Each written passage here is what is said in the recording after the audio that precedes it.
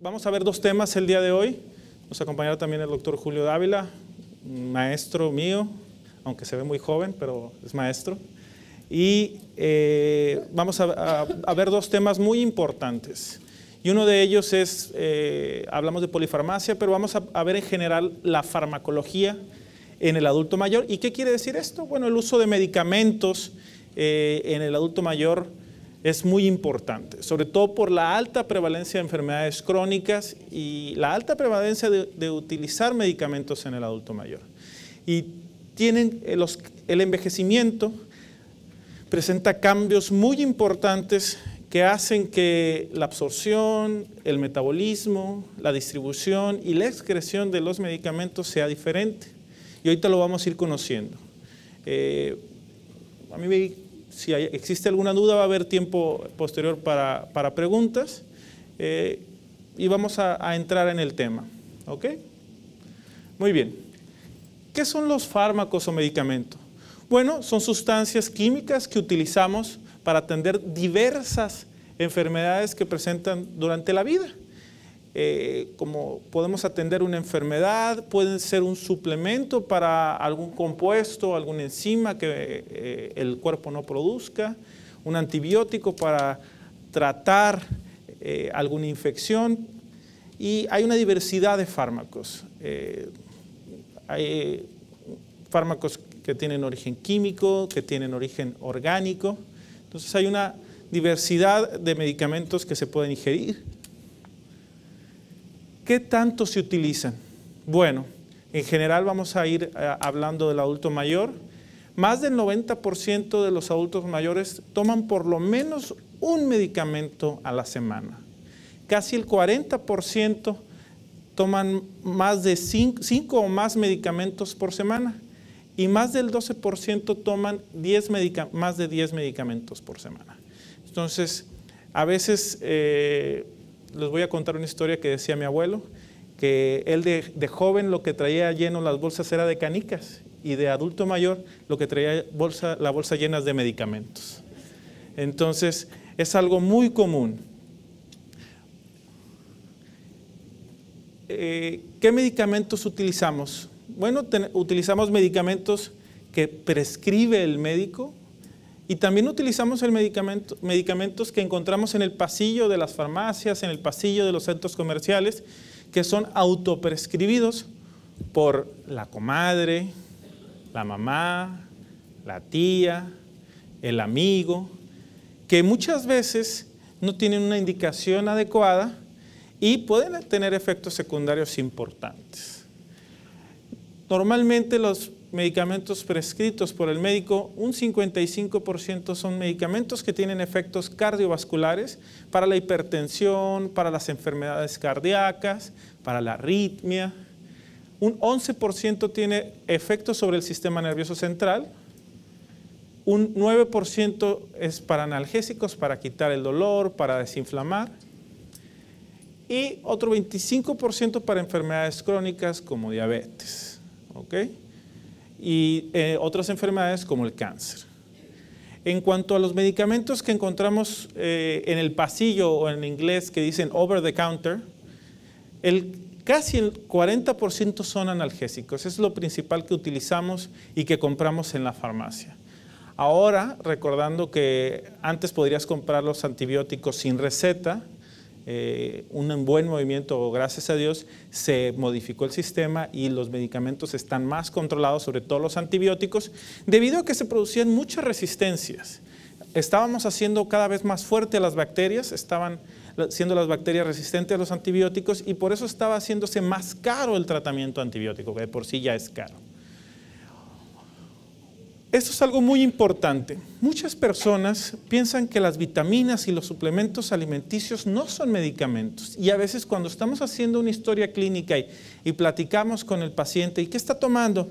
No, pues estoy tomando esto. Y nunca nos dice las vitaminas o los suplementos alimenticios o el medicamento de herbolaria, que todos estos son compuestos químicos y son fármacos que pueden inclusive tener efectos secundarios. Entonces es muy importante que siempre que se haga una historia clínica diga todo lo que está tomando y para qué lo está tomando. Entonces El 33% de los medicamentos o de los fármacos que se ingieren son vitaminas y suplementos alimenticios. El 22% son de origen gastrointestinal y el 5% pues ahí es donde vienen los medicamentos para la gripa y otros padecimientos comunes. ¿Cómo los tomamos? Bueno, existen muchas vías de ingerir los medicamentos. Está la vía oral, que es la más tradicional, la vía sublingual, el transcutáneo, que son los parches que algunos ya habrán utilizado, medicamentos inhalados para el asma, para el EPOC, los medicamentos untados, cutáneos, ya sea para enfermedades dermatológicas principalmente, subcutáneos, subdérmicos, eso es dependiendo el grosor de la capa donde se introduce el medicamento, intramusculares, intravenosos y por vía rectal. Entonces, tenemos diferentes vías de administración de los medicamentos y tenemos que especificar y tomar en cuenta cuáles o por dónde se debe tomar, porque un medicamento que está para vía oral no se puede dar mediante intravenoso, igual un subcutáneo no puede ir intramuscular. Entonces hay que especificar muy bien cuál es la vía. Un tema, esto es un poquito más avanzado, pero ¿qué es la farmacocinética? Y esto lo quise mencionar porque influye mucho los cambios del envejecimiento en la farmacocinética de los medicamentos. ¿Y esto qué quiere decir? Bueno, es la manera en que un fármaco se libera, se absorbe, se distribuye, se metaboliza y se elimina. ¿Ok? Aquí vemos un ejemplo de un medicamento cutáneo donde se aplica, se libera, se absorbe, se distribuye, se metaboliza y se excreta después en el intestino. ¿Ok? Esos son todos los pasos que tiene un fármaco o un medicamento en el organismo. Y, aquí en varios puntos es cuando los cambios propios del envejecimiento pueden influir sobre la farmacocinética del medicamento, habiendo cambios importantes. ¿Cuáles son estos cambios? Bueno, principalmente en el tracto gastrointestinal, sabemos que hay una disminución de la acidez, hay un aumento de la acidez, del líquido del estómago, del pH gástrico. Esto influye sobre la absorción de algunos compuestos, algunos nutrientes y algunos medicamentos. Hay una disminución del flujo sanguíneo que va hacia el estómago y así hay una disminución de la absorción de algunos medicamentos. Hay una disminución de la superficie de absorción. ¿Esto qué quiere decir? Que si antes absorbíamos X o Y medicamento en el 100% de nuestro estómago, cuando vamos avanzando en la edad, esta área se va disminuyendo. Se hacen las moléculas o las células de absorción, se van haciendo menos efectivas y va disminuyendo en su espacio. Y hay una disminución de la motilidad intestinal. Y bueno, eso es algo muy común, que todo el adulto mayor pues anda batallando para ir al baño, para evacuar, y hay una alta utilización de laxantes. ¿Ok? A nivel hepático, esto influye en el metabolismo de los medicamentos. Hay una disminución del metabolismo per se, secundaria a una disminución de la masa hepática. El hígado va envejeciendo, las células funcionales van disminuyendo y así que van disminuyendo la tasa de metabolismo de los medicamentos. Aparte de una disminución en el flujo sanguíneo que tiene las mismas consecuencias que habíamos comentado hace rato. Un punto sumamente importante son los cambios corporales que se presentan en el adulto mayor. Hay una disminución de la masa magra. ¿Qué es la masa magra? El músculo. El músculo es la masa magra principal. Y hay algo que me gusta mucho decir cuando tengo oportunidad de hablar aquí en el público en general, que los americanos dicen que if you don't use it, you lose it. Si uno no lo usa, lo pierde. Y eso incluye el músculo e incluye el cerebro. ¿Ok? Hay que estar constantemente haciendo ejercicio, movilizándose, no postrarse en un sillón, no postrarse en una cama. tratar de avanzar porque la atrofia muscular o la pérdida de músculo, que se le llama sarcopenia, es un punto muy importante. Y esto influye mucho en los cambios en la composición corporal.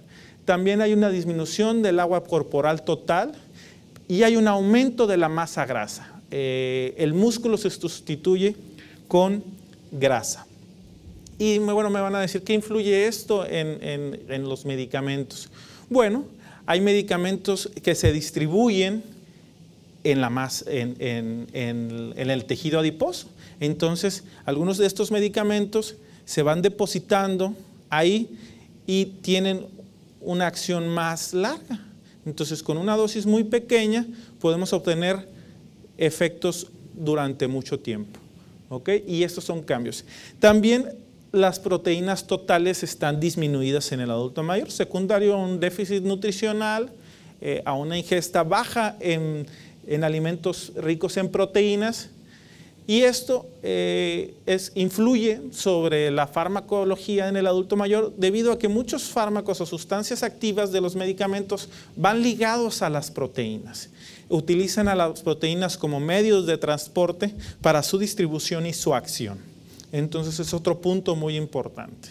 Entonces, paciente desnutrido con proteínas bajas, paciente con un tejido adiposo abundante y una masa magra o un agua corporal total disminuida, pues va a haber una alteración en la farmacocinética de los medicamentos. Otro punto muy importante es la excreción de los medicamentos.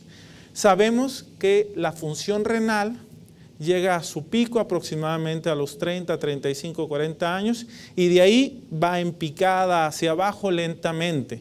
Entonces, la excreción de los medicamentos va disminuyendo gradualmente en cuanto la edad va avanzando. Entonces, hay que estar monitorizando muy bien la función renal porque aquí es cuando existen ajustes de medicamentos de acuerdo a la función de su riñón.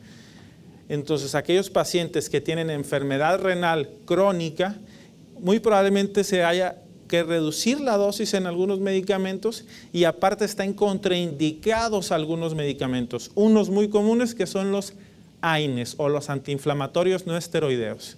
Digamos que puede ser el diclofenaco, el ketorolaco, el naproxeno, todos esos medicamentos, aparte de tener efectos secundarios gastrointestinales, tienen efecto nefrotóxico o dañan la función renal.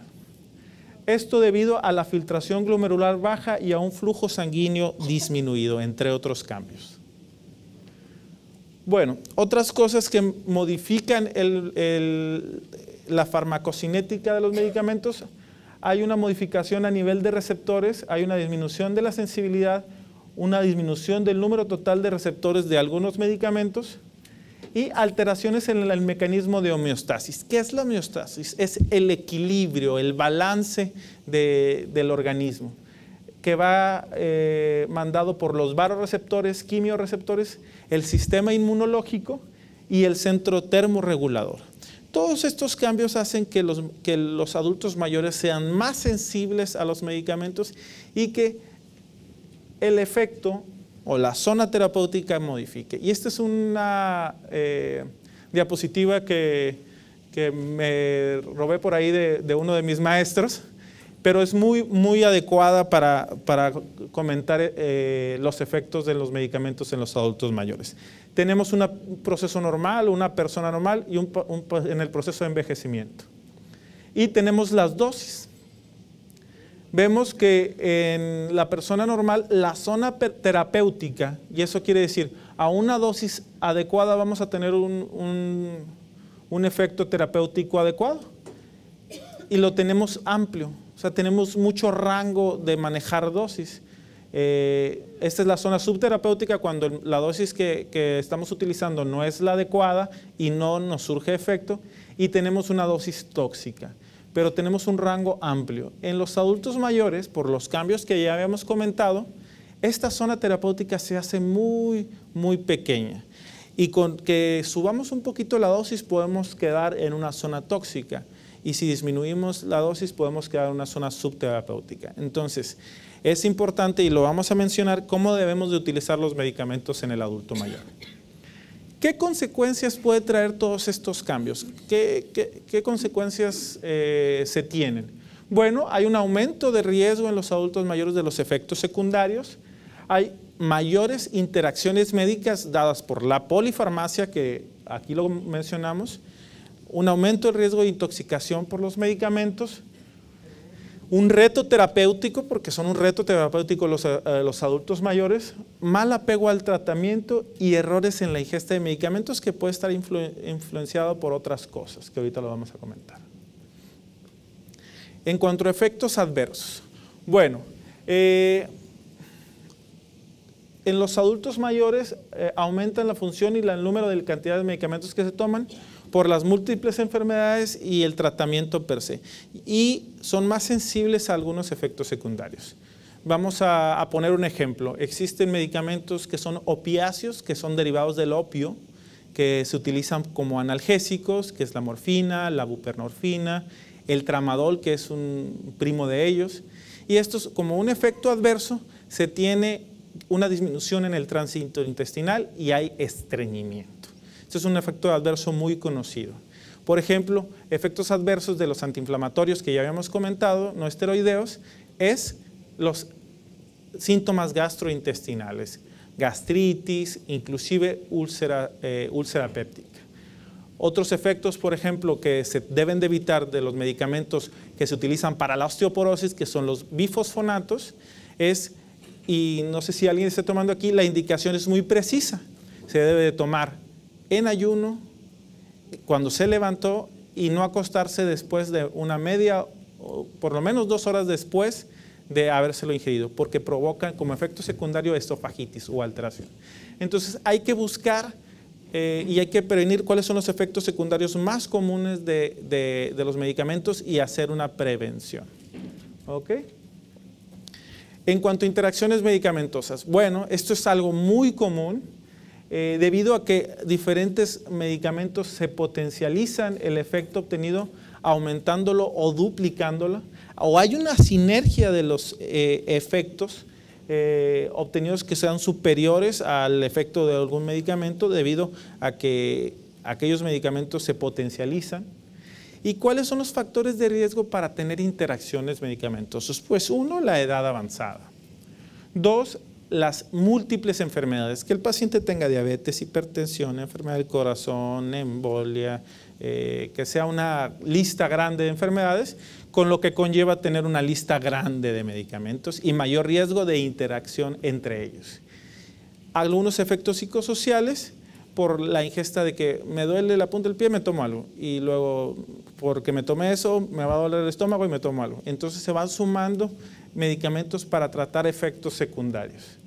Y bueno, el médico o los problemas médicos es otra influencia importante o factor de riesgo para interacciones medicamentosas. La polifarmacia. ¿Qué es la polifarmacia? Bueno, está definida como la ingesta de 3 o más medicamentos con o sin causa justificada. Las causas más comunes de la polifarmacia es el dolor crónico, la pérdida de la memoria, la dependencia física o psicológica, enfermedades crónico-degenerativas y la influencia de medios de comunicación, que eso lo tenemos muy frecuente. ¿Qué tanto vemos en la noche los anuncios de X-Ray y de venotónicos para todo ya hay anuncio en la noche, y el que tiene insomnio pues más, y que para el insomnio es a las 3 de la mañana es el que más pasa. Entonces influye mucho los medios de comunicación en aumentar la lista de medicamentos. Entonces hay que ser muy cautelosos en la información que se da en este tipo de medios de comunicaciones, recordando que principalmente el objetivo de ellos es vender medicamento, ¿ok? Entonces hay que ser muy cuidadosos en cuanto a esto. Y bueno, aquí estamos viendo, esta es otra de las diapositivas que hurté, pero es muy específica y muy ilustrativa. Tenemos una enfermedad para la cual tomamos un medicamento, que empezamos, y si tenemos más enfermedades hay un riesgo de aumentar interacciones medicamentosas, y tener efectos indeseables, lo cual se produce en la enfermedad, que tomamos otro medicamento, que se interacciona. Entonces es un círculo que tenemos que romper. Es un círculo vicioso que es muy riesgoso, porque algunos de estos efectos de medicamentos pueden ser fatales e inclusive provocar una enfermedad mayor. Por ejemplo, les voy a dar una situación. Aquellos pacientes que están tomando diuréticos, que se los toman por la noche, mal indicados, se tienen que estar levantando al baño frecuentemente, pero aparte tienen insomnio y se toman un medicamento para dormir, sobre todo una benzodiazepina. Entonces se paran todos mareados al baño, se tropiezan y se caen y se fracturan la cadera. Eso es un efecto secundario que terminó en un efecto adverso mayor, en una fractura de cadera. Algunos medicamentos, por ejemplo la warfarina, que es un medicamento para, vamos a decirlo así, de adelgazar un poquito la sangre cuando hay problemas cardíacos, tiene muchas interacciones con medicamentos y con otros alimentos que pueden potencializar o disminuir el efecto de este medicamento. Entonces hay que ser muy precavidos en cuanto a esto. El adulto mayor lo pongo como un reto terapéutico, porque las enfermedades cambian su manera de presentar, principalmente en aquellos que tienen un problema cognitivo o problema de la memoria. Hay muchas enfermedades en un solo individuo que se le llama la pluripatología. Hay una disminución en la funcionalidad, va perdiendo facultades del autocuidado, principalmente el adulto mayor, y depende de las demás personas para que le administren el medicamento, y requieren muchos cuidados. Muchos sabemos que ya el cuidador es una profesión, es un trabajo de 24 horas al día, todo 355 días al año, y que tenemos mucho riesgo de cansarnos, el paciente, la persona que es un cuidador. Y aquí llegamos a otro punto muy importante, el mal apego al tratamiento. ¿Por qué hay mal apego al tratamiento? Bueno, tenemos factores que son poco o nada modificables y factores modificables. El aislamiento y falta de apoyo social en la vida es un factor de riesgo para mal apego al tratamiento. El estado fisiológico en general, la pérdida del estrés o de la habilidad del adulto mayor para organizar sus medicamentos es un riesgo de mal apego. El estado cognitivo deficiente, o sea, los trastornos de la memoria, las enfermedades crónicas y la gravedad de la enfermedad son riesgos no modificables para el mal apego al tratamiento. Eso quiere decir que el mal apego al tratamiento, estamos hablando de una toma inadecuada, por días inadecuados, por vía inadecuada, por tiempo inadecuado, como ya hemos comentado, y combinación inadecuada, el mal apego al tratamiento. Y factores modificables, bueno, la relación inadecuada con los cuidadores, falta de información sobre los medicamentos, y esto es algo muy importante. A veces el médico tiene el error de no prescribir adecuadamente el medicamento, y el paciente tiene también la obligación de preguntar, o sea, de no quedarse así nada más como espectador, porque el que se lo está tomando es él. Entonces hay que preguntar. Muchos medicamentos aumentan el riesgo de mal apego al tratamiento, porque muchas veces el paciente escoge, no, pues hoy me voy a tomar estos y estos los voy a dejar para mañana. Entonces, y se ve, no, es que estoy tomando muchos, doctor, ya mejor nomás me tomé estos. ¿Y cómo tomó la decisión? No, pues es que estos son los que más me gustan. Entonces, pasa muy frecuente, no es una broma. Muchas dosis al día, ese es otro punto en contra que influye sobre el mal apego al tratamiento. Cuando los médicos tenemos que hacer disminuir las pastillas, o sea, si podemos utilizar dos medicamentos que vienen en una sola presentación, por ejemplo, un diurético y un antihipertensivo, que en vez de darle dos, dar uno combinado. Y de una mayor dosis que tenga una liberación prolongada para nada más solamente dar una dosis. El contenido de las etiquetas también es un mal apego al tratamiento, pues si uno lo lee, el paciente lo lee y dice no se tome con alto riesgo de muerte. Ay, pues no me lo voy a tomar. O bueno, entre otras especificaciones. Y la presentación de los diferentes fármacos. pues debe haber algunos que están batallando para deglutir y bueno, prefieren tomarse un medicamento transcutáneo. Eso también influye sobre el mal apego al tratamiento. Y sobre el incumplimiento, bueno, pues algo muy común. Se me olvidó, doctor. Otra que, no, es que ya se me acabó. Y luego, ¿por qué no fue a surtir? No, pues es que ya faltaba una semana para venir a la consulta. Pues me esperé. Algo muy común aquí, ¿verdad? Muy bien. Errores también, o sea, que haya una mala interpretación. Los efectos secundarios, es que esa pastilla que siempre me tomo, doctor, siempre me duele el estómago. Por eso ya mejor me la dejé de tomar. Falta de confianza en el médico, a veces no hay confianza en el médico o no hay la confianza para preguntar. Muchas veces es mala comunicación. Se calcula que un 50% de los adultos mayores no toman la prescripción como fue dicha, o sea, como fue pautada. Entonces, es un punto muy importante. Algo que quiero especificar, y esto a lo mejor va a ir más dirigido al personal médico, es que, como dicen los americanos, start low and go slow. Iniciar lento y ir despacio, y esto es con la dosis de medicamentos. Muchas veces es preferible ir aumentando la dosis gradualmente para buscar el efecto deseado, que dar una dosis alta, tener efectos secundarios y ya no continuar el medicamento. ¿Ok? Entonces está algo muy, muy importante. Y bueno, vamos a hablar de la prescripción ideal. ¿Cuál es la receta ideal? Tiene que ser individualizada, tiene que ser muy específica, con indicaciones muy claras, una letra adecuada, porque a veces tenemos la letra que no se le entiende nada, y cuando suceda esto pregunten, oiga doctor, no le entiendo, a ver qué dice. Una explicación adecuada, mencionar efectos adversos e interacciones, y puntualizar cuándo va a iniciar, cuál va a ser la continuidad y cuándo va a terminar el medicamento. Eso es muy importante, por cuántos días, a qué horas.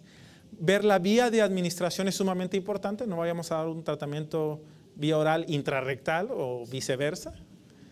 Y un menor número de medicamentos y tomas. Tenemos que hacer como una prescripción ideal. En conclusiones, pues es un fármaco es tan efectivo como la capacidad del médico para prescribirlo. Esta es otra de las que me robé aquí del doctor Julio. Y la última, y esta me gusta mucho, los médicos recetan medicamentos que conocen muy poco, con el objeto de curar enfermedades que apenas entienden a un ser humano que desconocen completamente. ¿Ok? Pues muchas gracias. Me imagino que cuando les dijeron que la plática la iban a dar dos geriatras, pues se imaginaron a dos doctores mayores, ¿verdad? Y no se esperaban que se iban a encontrar a estos jovenazos, ¿no?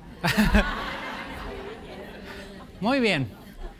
Pues ahora vamos a hablar de un tema que a veces no nos gusta abordar porque nos da un poquito de miedo enfrentarnos con algo que inevitablemente va a suceder, ¿sí? Y lo vamos a decir claramente, va a suceder que al final de nuestra vida, pues irremediablemente vamos a fallecer, ¿sí?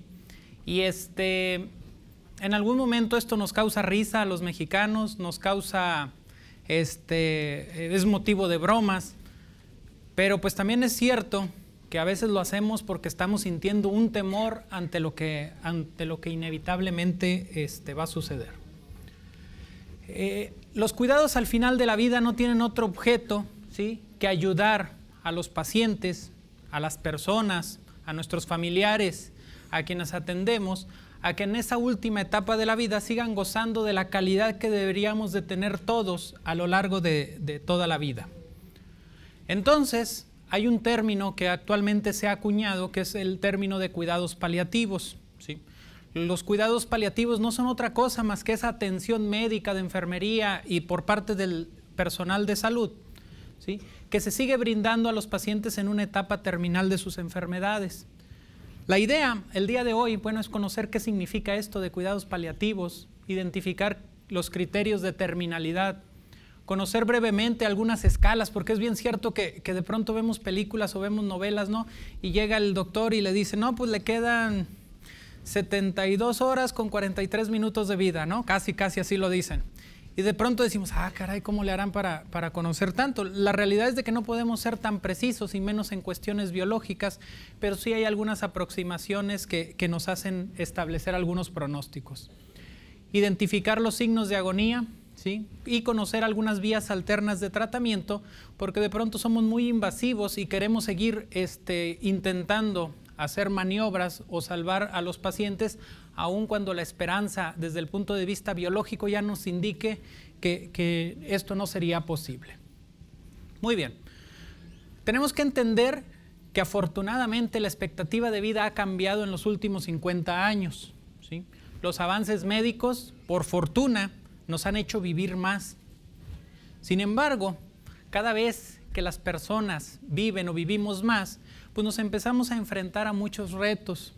Nos empezamos a enfrentar a situaciones que antes no conocíamos, enfermedades que no teníamos ni idea que existían y que de pronto pues empiezan a aparecer, ¿no? Enfermedad de Alzheimer, diabetes, que bueno, ya no es tan rara, pero tumores. No sabíamos de qué se morían nuestros papás, nuestros abuelos, y hoy en día conocemos mucho más, y estoy seguro que dentro de 10 o dentro de 15 años vamos a estar pensando que el día de hoy pues estábamos en una medicina muy primitiva y tendremos que evolucionar todavía más. Los países desarrollados nos llevan una ventaja importante. La esperanza de vida en la mayoría de estos pacientes para las mujeres, ¿sí?, es de alrededor de 80 años y de 74 para el varón. Ahorita vamos a ver cuál es la esperanza de vida en México y también vamos a ver pues por qué las mujeres viven un poquito más que nosotros. En España y en Japón, ¿sí?, son los países con mayor esperanza de vida. Y aquí pues algunos otros datos, ¿no? Se cree que la población de personas mayores pues va a crecer de una forma sustancial en los próximos años. Afortunadamente les digo que cada vez vamos a vivir más, pero eso nos lleva a otros retos.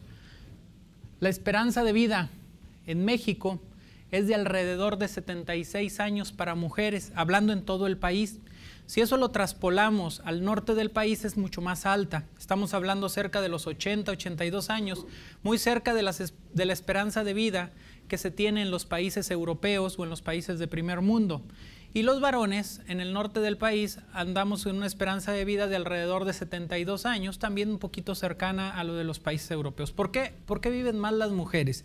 En primer lugar, porque se cuidan más. En segundo lugar, porque van más al médico, ¿sí? La verdad es que a lo mejor si yo no fuera médico, pues ni me les acercaría, ¿verdad?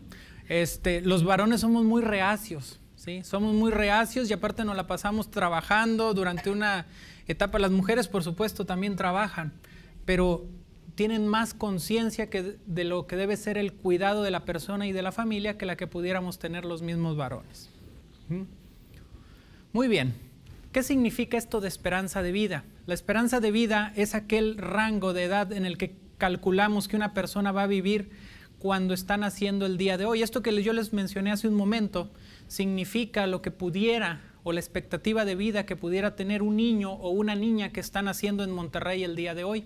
Esos 80 años de una niña o esos 72 años de un niño, pues es lo que esperábamos que viva por lo menos el 50% de la población.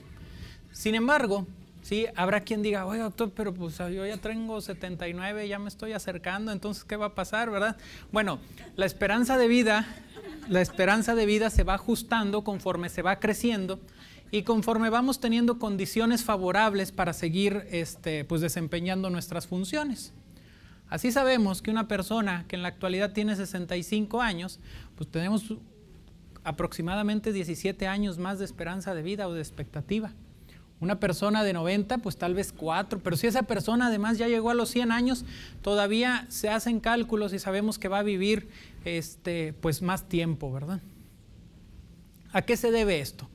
La tasa de fecundidad desde las épocas de la Revolución, después por ahí de mitad del siglo pasado, pues era muy alta. Poco a poco fue disminuyendo. Los programas gubernamentales de prevención de o de planeación de la natalidad fueron mejorando y por lo tanto pues esto nos va haciendo que cada vez las familias tengan menos niños.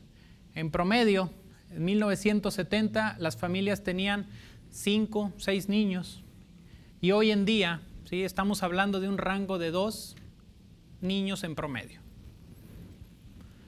Además, bueno, fíjense cómo hemos mejorado también en nuestro país. En 1990 la esperanza de vida de un varón era de 67 años hasta llegar al día de hoy, 2010, o incluso podríamos estar hablando de más alto, en el cual la esperanza de vida pues ya sobrepasa los 70 años. Y entonces empezamos a ser víctimas de ese éxito, ¿sí? Empezamos a ser víctimas de que pues ahora tenemos que lidiar con patologías crónicas, con personas a veces un poquito más dependientes, con personas que ya no son económicamente activas y entonces pues tenemos que afrontar todos esos retos. Imagínense una persona, un varón que nacía en 1930, tenía una expectativa de vida de 33 años, ¿sí? Decía uno, bueno, pero es que mi abuelo, mi bisabuelo, no sé, vivió hasta los 80, es cierto. Pero una gran cantidad de personas se morían de niños, se morían por cosas que ahora se nos hacen tan simples como una gripa, una diarrea, una infección respiratoria, ¿sí? Y había un porcentaje de la población que efectivamente vivía mucho, pero la esperanza de vida era de 33 años en México. Hoy en día, pues ya hemos estado hablando de las cifras, de acuerdo al último censo del INEGI, lo que estamos teniendo de esperanza de vida en la actualidad. Por ahí se maneja un concepto de que la pirámide poblacional se va invirtiendo. Bueno, esto es falso. La pirámide poblacional jamás se va a invertir porque esta punta que está aquí, en la cual pues las personas mayores son un número más reducido, siempre va a existir. Sin embargo, cada vez se va ensanchando un poquito más. Si se fijan, por primera vez para el censo del 2010, ya se vio que aquella población de 10 a 15 años o de 10 a 14 años era más numerosa que la población de 0 a 5 años. Entonces se va a ir convirtiendo esta pirámide en un rombo y entonces va a ir modificándose un poquito nuestro patrón de población, ¿sí? Muy bien, ¿a qué nos estamos enfrentando hoy en día? ¿Sí? Nos estamos enfrentando a hipertensión cada vez más, diabetes, por todos lados se escucha hablar del azúcar, de la presión alta. Nos estamos enfrentando a problemas del corazón, a problemas respiratorios, ¿sí?, inherentes a la persona o bien provocados no nada más por el tabaquismo, ¿sí? Al vivir en ciudades grandes estamos más expuestos a tener problemas respiratorios que las personas que viven en ciudades pequeñas o en pueblos. Nos estamos enfrentando a cáncer. Nos estamos enfrentando a desnutrición. De pronto dice uno, bueno, ¿cómo que desnutrición? Si eso era para los niños, ¿no? Las personas mayores también frecuentemente tienen desnutrición. Nos estamos enfrentando a accidentes, y no nada más los accidentes automovilísticos de cada fin de semana, sino a las caídas. El doctor Everardo algo les mencionó sobre esto, y es bastante común que las complicaciones después de una caída tengan consecuencias desastrosas en una persona. Nos estamos enfrentando a depresión, ¿sí? ¿Qué es eso de depresión? De pronto decíamos, bueno, eso nada más es para quien pues no le echa ganas, para quien no quiere salir. No, la realidad es de que es una enfermedad bien establecida y que nos cuesta mucho trabajo atender. Nos estamos enfrentando a demencias, ¿sí? Se oye muy ruda la palabra, pero pues así es. Y entonces nos estamos enfrentando a patologías que invariablemente nos van a llevar a complicaciones si no las atendemos, y aún atendiéndolas es probable que tengamos que lidiar con estas complicaciones. Pensar que podrían morir solos. Entonces, pues hay que tomar en cuenta estas situaciones porque pues nos lo están diciendo, ¿verdad? Pensar los familiares o los pacientes no tener los recursos necesarios para ayudarle. Mucha gente criticamos el sistema de salud de nuestro país, y la verdad es que sí, tiene mucho que mejorar, tiene muchas fallas, es muy deficiente, pero definitivamente hay países que ni siquiera alcanzan lo que nosotros tenemos en la actualidad, ¿verdad? ¿Qué más les preocupa? ¿Sí? ¿Qué más les preocupa? ¿Pensar que los médicos no pueden controlar el dolor o no podemos controlar los síntomas que llega a tener un paciente en esa última etapa de la vida? ¿Sí? No poder comunicarse, pensar que la vida ha tenido algún sentido, pues claro, toda la vida debe de tener un sentido y debemos de empezar, si no lo habíamos considerado, pues debemos de empezar hoy a darle sentido, ¿no? Para no estarnos haciendo esas preguntas al final de estas. Entonces, los cuidados paliativos son un conjunto de medidas destinadas a mejorar la calidad de vida de los pacientes en fase terminal. Inicialmente, así empezaron, mediante el control de síntomas molestos y el confort de la persona en etapa de sufrimiento. Pero la Organización Mundial de la Salud va más allá que eso. La Organización Mundial de la Salud, desde hace tiempo, pues nos está diciendo que los cuidados paliativos constituyen un método de atención que va a mejorar la calidad de vida, no nada más de los pacientes, y esto es bien importante y los geriatras insistimos mucho en ello. La calidad de vida de los pacientes y de las familias al afrontar los problemas asociados con la enfermedad, incurables mediante la prevención y alivio de síntomas. ¿Y por qué volteamos, por qué decimos la familia? Bueno, porque las personas no viven solas, las personas tienen hijos, tienen esposos, esposas, tienen papás, ¿verdad? Entonces tenemos que entendernos como participantes de una familia y más aún como participantes de una sociedad en la cual no vivimos de forma aislada. Entonces tenemos que voltear a ver a quienes están cuidando a nuestros pacientes. Quiero platicarles un caso, ¿verdad?, de algo que creo que nos va a servir. Este es un caso que dejó mucha enseñanza para mí y para quienes pudimos estar cerca de esta persona. Es un paciente del sexo masculino, 64 años de edad, que acude al servicio de urgencias de un hospital público. Él era pastor de una iglesia, no era hipertenso, no era diabético, no tenía nada y de pronto deja de mover la mitad de su cuerpo. Así ese día se levantó bien.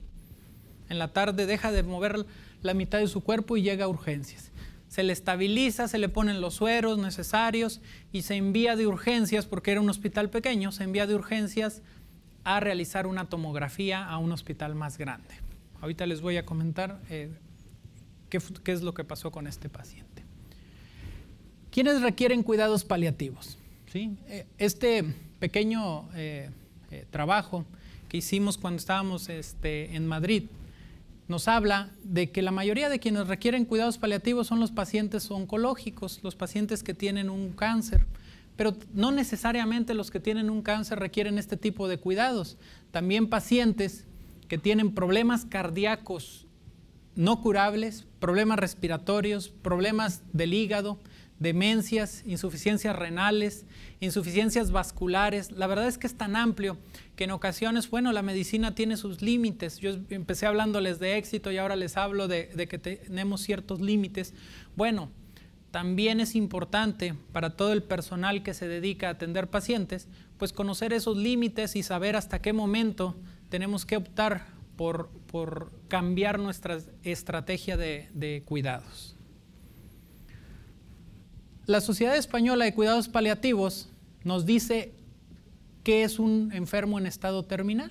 Es aquel que tiene una presencia de enfermedad avanzada, progresiva e incurable, que además hay pocas posibilidades razonables para su tratamiento, que tiene muchos problemas o síntomas intensos, que está provocando gran impacto emocional y que tiene un pronóstico de vida de alrededor de 6 meses. No hay datos suficientes para decir quién va a vivir 6 meses y quién no, ¿sí? Pero tal vez la pregunta más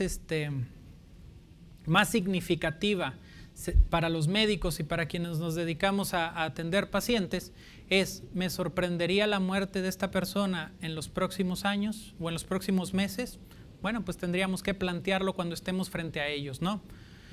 Hay que evaluar la tasa de mortalidad de la enfermedad, ¿sí? Una persona, a pesar de que tenga una enfermedad incurable, la hipertensión arterial es una enfermedad incurable, pero pues hoy en día sabemos que bien cuidado, una persona con hipertensión arterial puede vivir 40 años, 50 años. Por ahí alguien me dijo, no, doctor, yo desde que tenía menos de 20 tenía hipertensión arterial y ahora tengo 85 años. Bueno, una enfermedad bien cuidada, sí, puede durar, pero no es lo mismo que un cáncer de páncreas. Entonces tenemos que evaluar qué es lo que está pasando, cuáles son las otras enfermedades que tienen nuestros pacientes, cómo está funcionalmente, cuál es la red de apoyo social que tiene, porque si cuenta con una familia, si cuenta con una sociedad que le brinda protección, pues bueno, es una persona que va a tener una evolución más favorable que quien vive solo o quien anda en la calle, ¿no? Fíjense que hay muchas escalas, no me voy a entretener en esto, nada más quería ponérselas aquí para que sepan por qué a veces los médicos podemos dar un estimado de cuánto va a vivir una persona. Hay escalas americanas, hay escalas europeas, todas estas con estos nombres raros y diferentes, pues nos hacen hacer un pronóstico de cuánto va a vivir una familia, una persona. Y de pronto pues nos podemos equivocar, ¿no? De pronto hay casos sorprendentes de alguien que llega y dice, no, pues es que a mí me dijeron que ya no me quedaban más de 4 meses. Le digo, ¿y eso hace cuánto fue? No, pues hace 8 años. Le digo, ay, pues qué bueno, ¿no? ¿Verdad? Entonces, la realidad es de que hay patrones que se salen de todo este conocimiento. Pero ¿qué nos indica que una persona está grave? ¿Sí? Una persona que no come, una persona que está perdiendo peso, una persona que le causa problemas pasar la comida, una persona que tiene dificultades respiratorias, una persona que tiene frecuentemente confusiones o que está delirando, personas que empiezan a tener alteraciones con su capacidad para pensar, personas que tienen alteraciones en sus exámenes. Bueno, esto pudiera ser algunos de los indicadores que nos hablan de que algo no va bien. Si se fijan, hay criterios, se ha intentado establecer criterios para diferentes enfermedades de acuerdo a las expectativas de vida.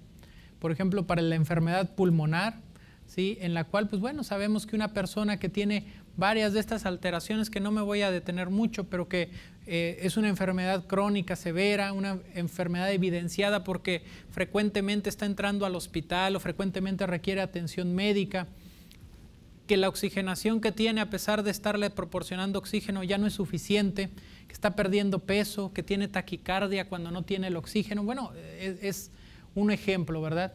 En las personas mayores, pues también, personas enfermas de problemas respiratorios, de demencias, de insuficiencias cardíacas avanzadas, de enfermedad de Parkinson avanzado o de problemas del hígado bastante avanzados, pues nos hablan de que una persona no está bien y que esa persona habría que brindarle otro tipo de cuidados y no necesariamente estar siendo tan agresivos en el tratamiento con ellos.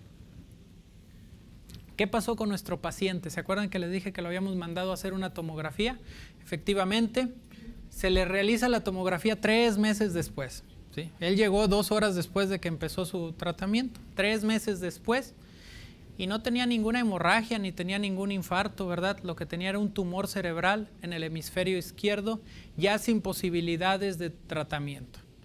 Yo no les puedo decir si se le hubiera hecho la tomografía en el momento, si todavía habría sido posible operarlo. No lo sé porque pues habría que haberlo visto en ese momento y tampoco estamos criticando eso. Esto es un hecho así, tal cual sucedió.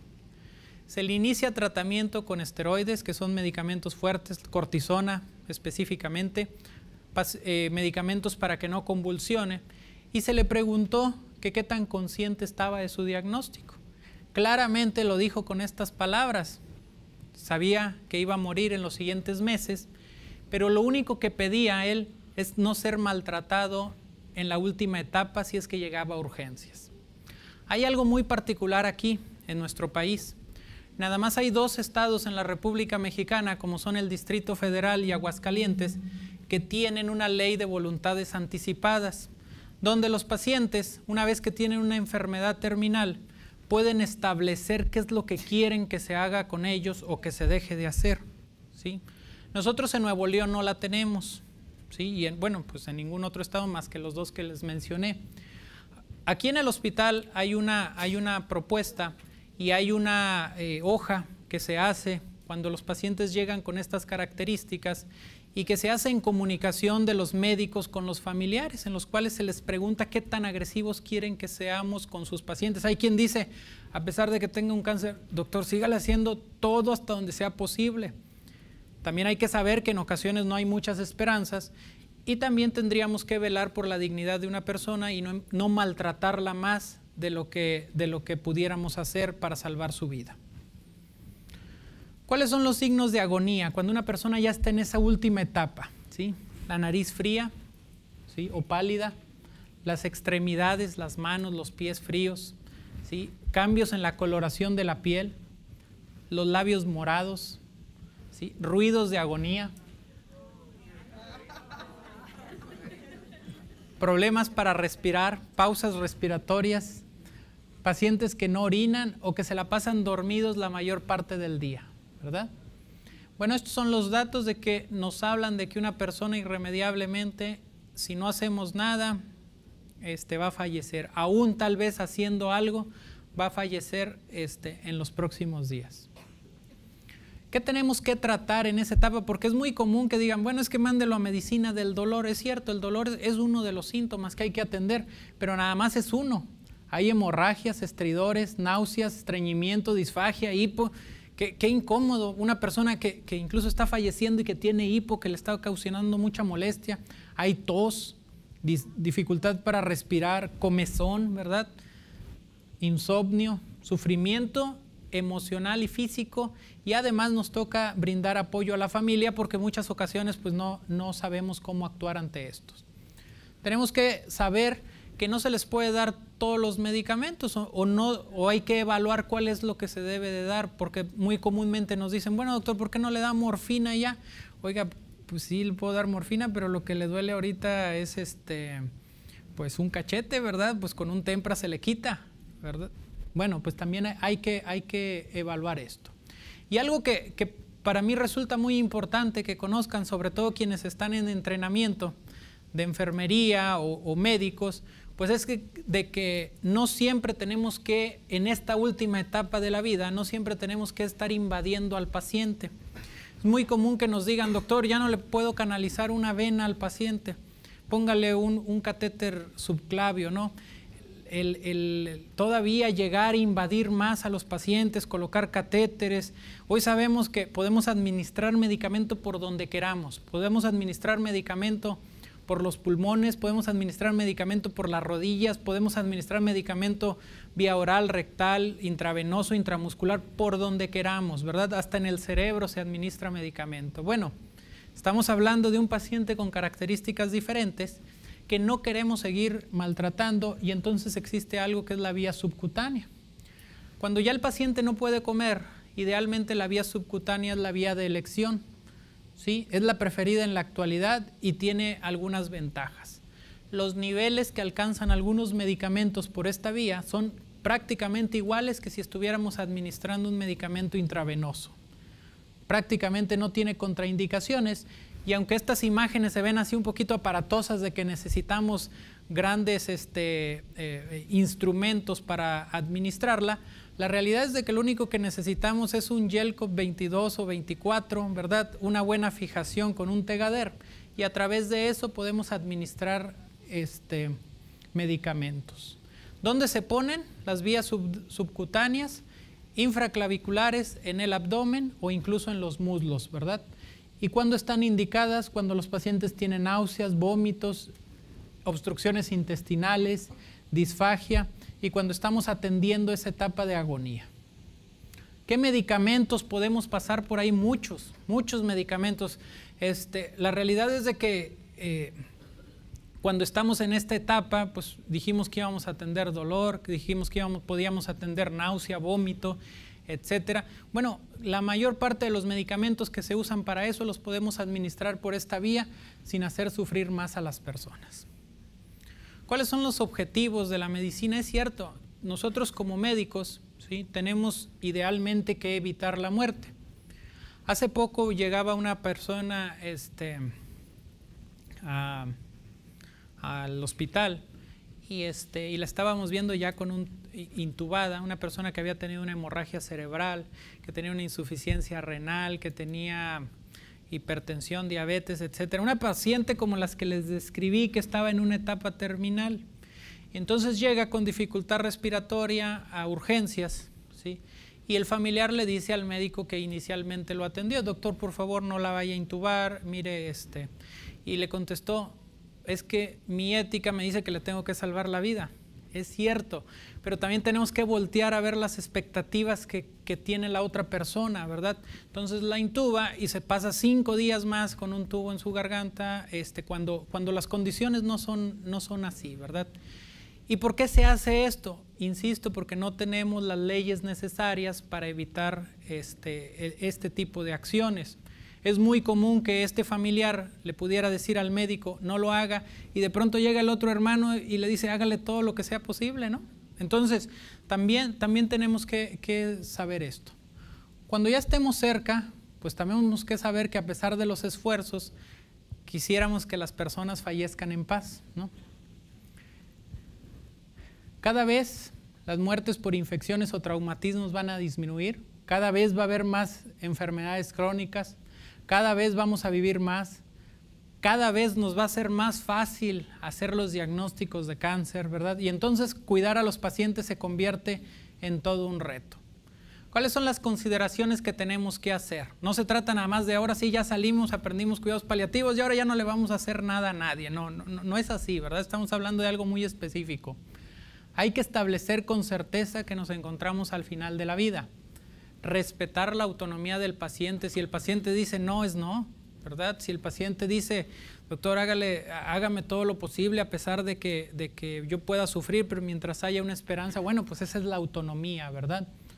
Analizar la importancia de los cuidados paliativos y ser muy conscientes, ¿sí? Que los cuidados paliativos no significan adelantar ni retrasar nada. De pronto empezamos a hablar de esto y ya por ahí alguien levanta la mano, es que ya están hablando de eutanasia y cosas así. No, esto es muy diferente, ¿verdad?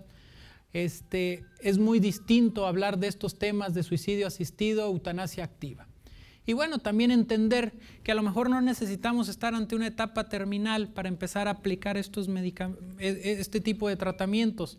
Ser un poquito más apegados al paciente, a sus familias y empezar a brindar confort con sus enfermedades aún antes de encontrarnos en estas etapas. Una recomendación, hay que incorporar la vida como un acto, la muerte como un acto natural de la vida, no hay de otra, ¿verdad? Eso es lo único que tenemos seguros cuando nacemos. Hay que disminuir las peticiones de eutanasia. Hay quien dice, a veces en la desesperación de estar viendo sufrir a su familiar, por favor ya hágale algo para que deje de sufrir. Bueno, no es posible, ni legalmente, ni moralmente es posible hacer eso, ¿verdad? Para nosotros los médicos y el personal de la salud, nuestra función es cuidar y conservar, no destruir más. Y el último acto de la vida, esto que nos quede bien claro, debe ser protagonizado por el paciente. Es bien común que estando atendiendo a alguien, de pronto el hijo o la hija o el yerno o quien sea, doctor, venga, ¿verdad? Afuera del cuarto, ahora sí, dígame qué tiene mi papá. Bueno, ¿y por qué no se lo decimos a su papá, no? Oiga, es que él va a sufrir. Es cierto, pero a usted le gustaría que le ocultaran sus enfermedades, pues no les gustaría. No nos gustaría que otros estuvieran decidiendo por nuestra vida, por nuestra atención, cuando nosotros podemos hacerlo, ¿verdad? Hay ocasiones en las que no se puede y que no tienen la capacidad, pero no nos gustaría que otros decidan por nosotros en algo tan importante como nuestra vida. Nadie debe morir solo o con dolor, ¿sí? Tratemos de evitar el sufrimiento. La atención debe ser donde el paciente diga. Si el paciente dice a la casa, bueno, tratar de tener las condiciones para que sea en la casa. Si el paciente dice, mejor lléveme al hospital, ahí me llevo mejor. Hay quien dice, no hombre, las enfermeras me cuidan mejor que mi esposa. Bueno, pues bueno, en el hospital, ¿verdad? Los cuidados paliativos nos sirven para evitar nuevas figuras legales y andar haciendo solicitudes de eutanasia. ¿Qué sigue cuando una persona fallece? Bien importante, el certificado de defunción, que es el primer documento con el que se inicia el proceso de finalizar la etapa de la vida de una persona. Autopsia cuando es necesaria, identificar los procesos de duelo o de depresión en la familia. A lo mejor ya terminamos de atender a nuestro paciente, pero tal vez el esposo, la esposa, pues necesiten atención porque vivieron un duelo complicado o están en esa etapa. ¿Qué es lo que le pasó a nuestro paciente? ¿Sí? ¿Cómo terminó pues toda esta etapa? Efectivamente, así como él lo había considerado, llegó en agonía a un servicio de urgencias. A él se le recomendó lo siguiente. Le dijimos, aquí en nuestro estado no hay leyes que eviten que un médico le ponga un tubo en su garganta, ¿sí? pero creo que todos podemos actuar por sentido común, ¿sí? Y él escribió lo siguiente: estoy consciente de mi enfermedad, tengo un tumor que acabará con mi vida. Solo deseo que si llego al hospital sin poder comunicarme, no se me intube, maltrate o realicen conmigo encarnizamiento terapéutico, ¿sí? Él hizo esto de su puño y letra, lo traía enmicado, sus familiares lo conocían, se lo mostraron al médico que lo recibió, y pues bueno, ante esto pues no habrá, creo yo, que nadie que no respete estas decisiones, ¿verdad? El paciente murió 2 días después con 2 catéteres subcutáneos, sedado, tranquilo, sin angustia propia de los familiares y sobre todo sabiendo él y los familiares que se respetó su voluntad. Muy bien, pues bueno, les dije que no nos gustaba mucho hablar de esto, pero es importante conocerlo porque esto nos hace un poquito acercarnos más a nuestros deseos, a nuestra propia humanidad. Los cuidados paliativos no tienen objetivos curativos, tampoco de acortar, ¿sí?, de ya determinar, ni tampoco de prolongar la vida. Buscan calidad de vida para el paciente y la familia y bueno, considerar sobre todo para quienes están estudiando enfermería, pues vías alternas de tratamiento que no siempre tenemos que maltratar más a las personas. Y bueno, con esto terminamos. Espero que esta información, aunque los haya dejado un poquito serios, nos haya servido, ¿verdad?, para conocer un poquito más. Pero bueno, una vez que reconocemos lo que estamos viviendo, lo podemos enfrentar, podemos tener más conocimiento y más capacidad para salir adelante y atender de forma oportuna a las personas. Muchísimas gracias.